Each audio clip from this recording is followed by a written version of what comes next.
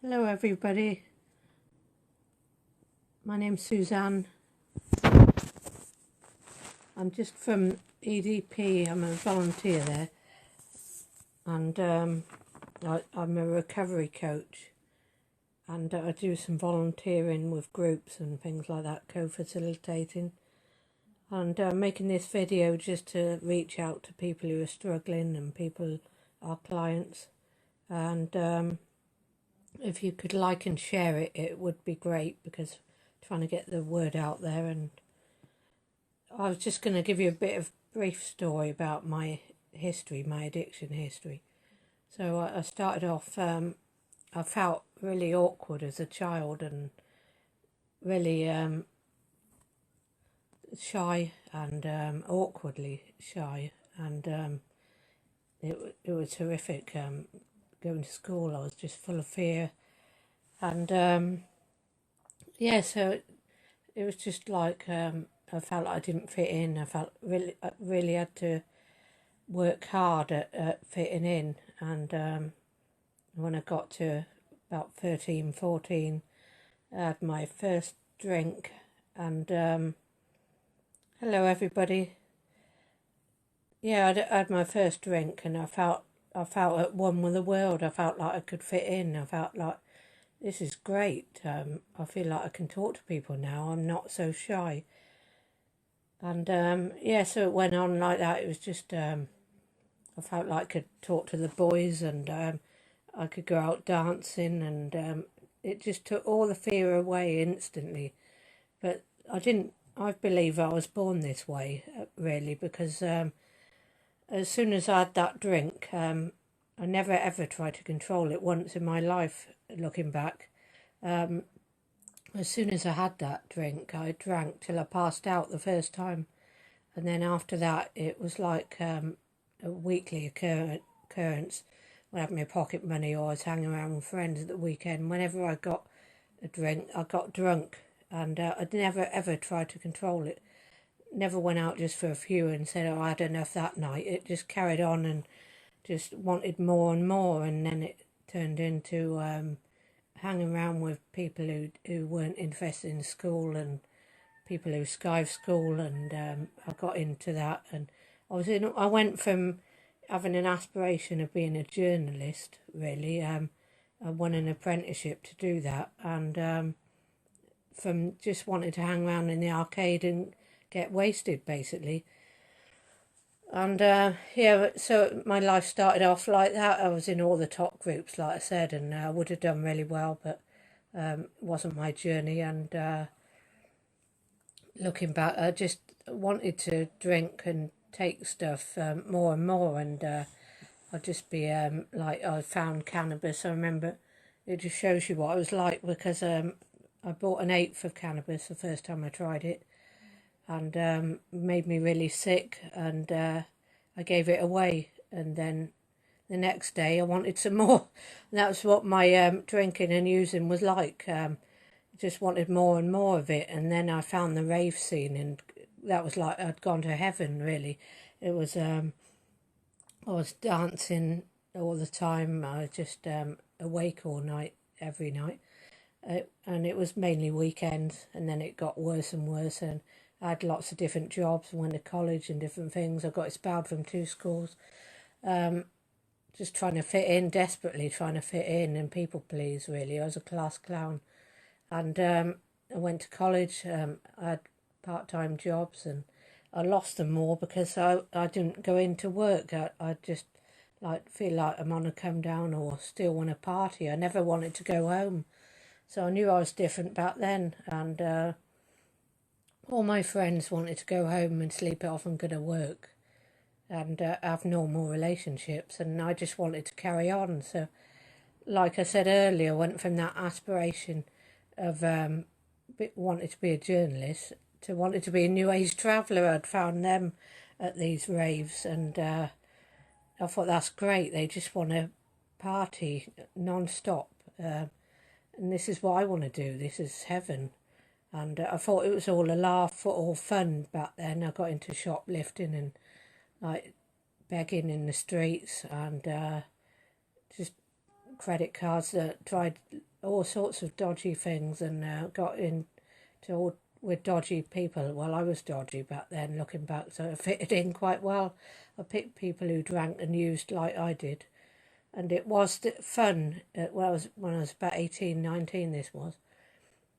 I had a caravan on a traveller's site I bought, and it was all a laugh. And then I met my husband, and the drinking was getting progressively worse, and I was drinking special brew in the morning and starting to shake and feel sick, and I wasn't on class A's then much, not crack and heroin until later on. And I met my husband. He was a patient in a homeless health centre I was volunteering in, and I was with him a few weeks when I saw him overdose, and I said I'd never take heroin after that. I didn't know he used heroin, and so I immediately started giving the kiss of life, and that's a regular occurrence then, giving the kiss of life and thinking, God, I don't know why he does that, I'd never do that. And he became violent, and but I'd fallen in love with him. It was like my first love, and it was, yeah, he got really bad, violent, and he went into prison. He came out, and then I lost a child.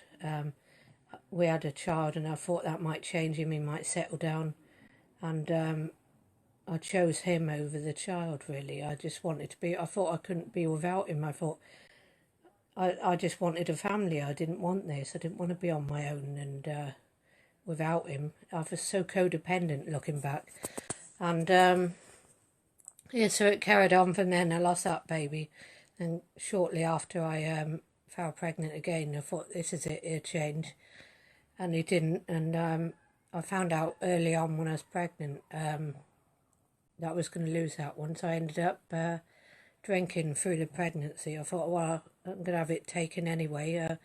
I'll just drink. So I did that, and then I had that one taken, and that's when my husband didn't seem to feel like he was. It didn't look like he was in pain with it, emotional pain.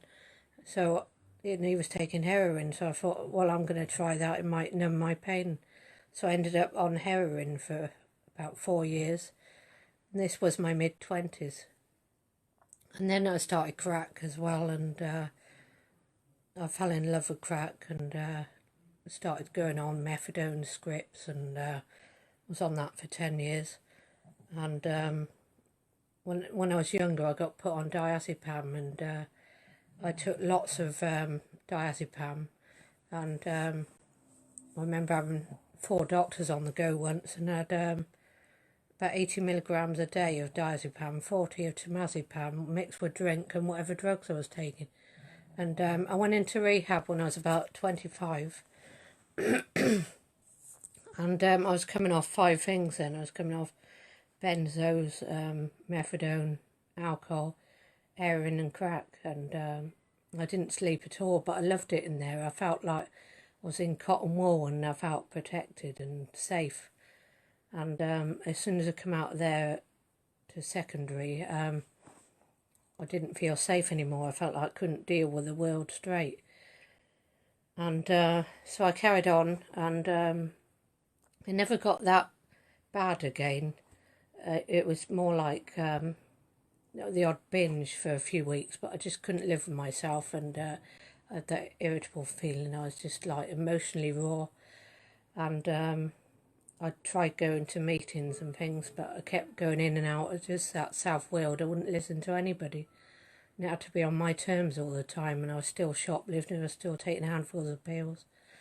And it was like I almost got suicidal. I tried to commit suicide 7 times in 2 months. And I just like last chance saloon, really. I didn't really want to live, but I didn't want to die either. And it just got to that place, and I started going to meetings and doing what was suggested. I thought I'll just give this thing one last try, this last bit of hope I had. And so I started attending 12-step meetings. I tried other things. I tried acupuncture and self-help books and all different, and they're all great if they work for you, but personally the meetings helped me the most out of everything, and the support I received. Yeah, I got a sponsor in there, doing really well.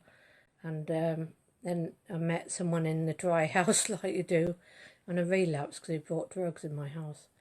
And I should have really stuck with the winners. That was my mistake early on, really. And then I got to another place where I still wanted this thing, and I didn't want to be in that life, but I didn't really want to do like what was suggested either. So it was like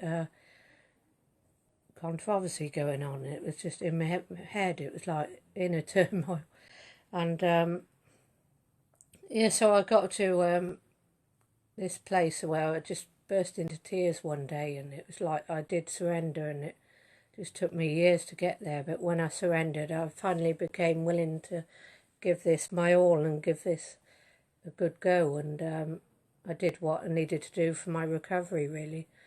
And like I said, I attended meetings. I did quite a lot of meetings in the beginning, and I attended like different things that helped me as well. I attended church and things.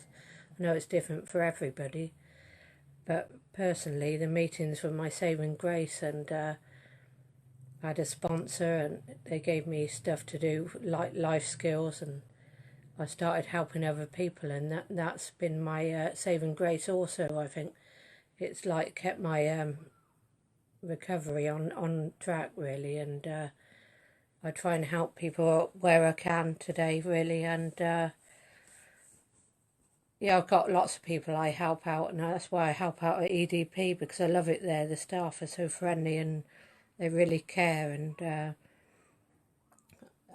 I just trained to be a recovery coach so I can help other people get the access, the signposting they need, and help they need. And it just feels like I'm giving back, and I put my parents through hell, actually, with addiction. And I went back and made some amends, and like my mum's here at the moment, and it'll be 7 weeks Sunday. And we can't usually go 3 or 4 days without arguing, but because I've got this recovery now and I'm doing things I need to do for me, I'm doing a lot of virtual online meetings. That's why I'm used to speaking to the screen. I've been helping out with these online meetings all around the world and helping people in Canada and things like that. So I'm getting more used to talking to a screen. Feels like I'm talking to myself sometimes.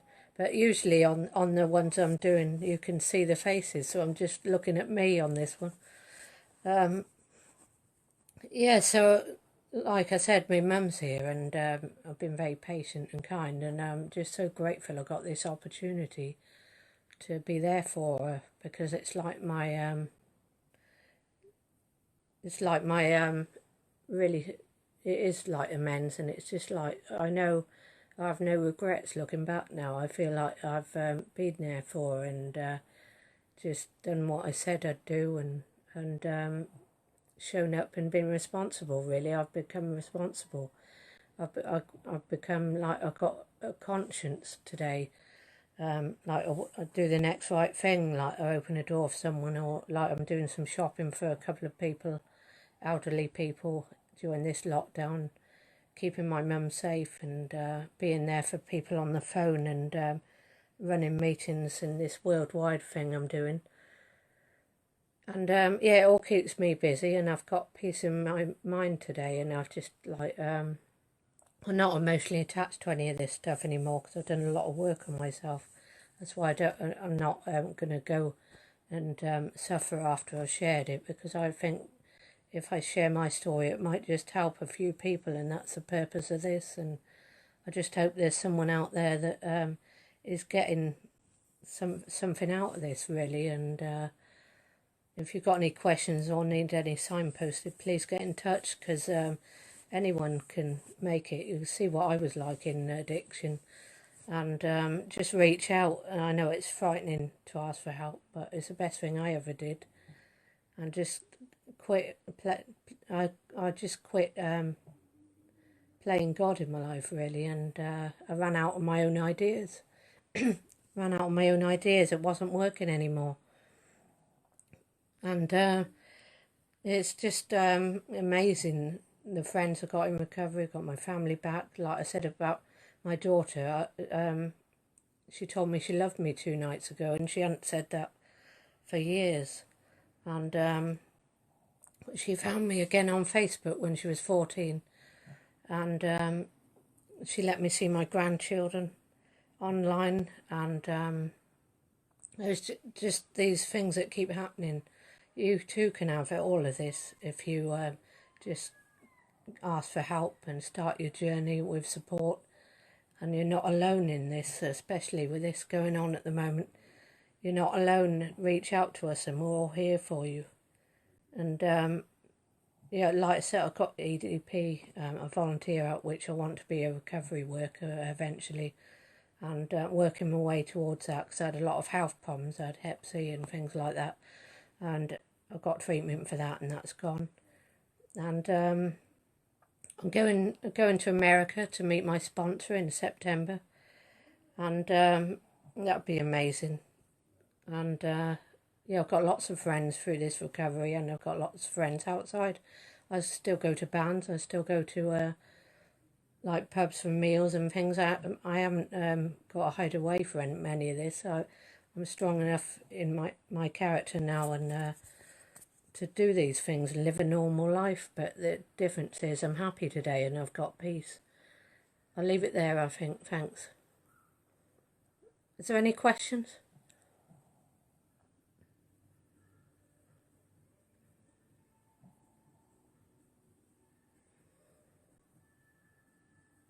Okay, I'll finish it there.